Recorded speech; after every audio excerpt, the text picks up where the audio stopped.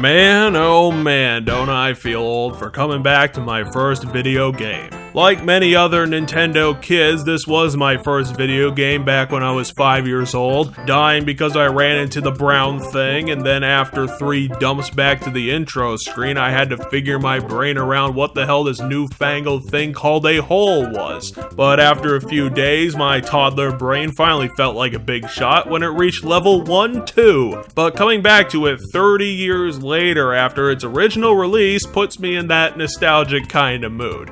Don't worry, since even past the rose-colored glasses, you can plainly see the game's age. When a game ends up using the same object for the underwater levels and the lava in Bowser's Castle, it definitely didn't start out with a budget, so let's just put that card on the table. Yes, people, we need to remember that back in '85, when this was among the NES release library, its peers was the simple Tetris, baseball, and golf games. So when Super Mario Bros. Came around to revive the platformer genre, it ended up being the big man in the room, and I will attest to that. It's the type of game that somehow goes above its own mediocrity. Simply put, Super Mario Bros. Was an innovative test concept. The only thing Nintendo's R&D team wanted to do with it was create a spectacular platformer, which it pulled off marvelously. The difficulty curve is perfect. The game was meticulously designed to put players on the spot and ramp up the tension whenever it needed, especially when it introduced those irritating repeating maze tricks. And with a good use of simple aesthetics, it really did show what the NES was capable of back in the day.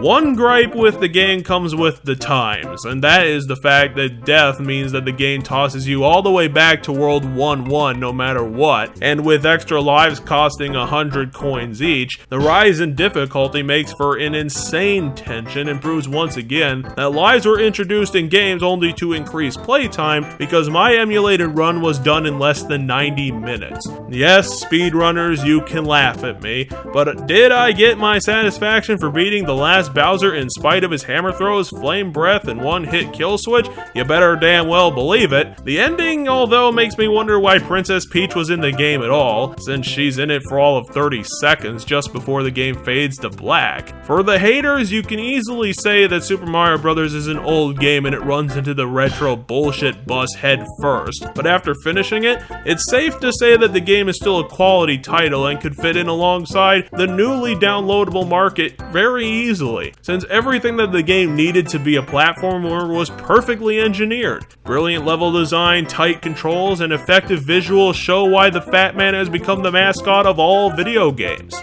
So without further ado, here's the Fat Man's final score.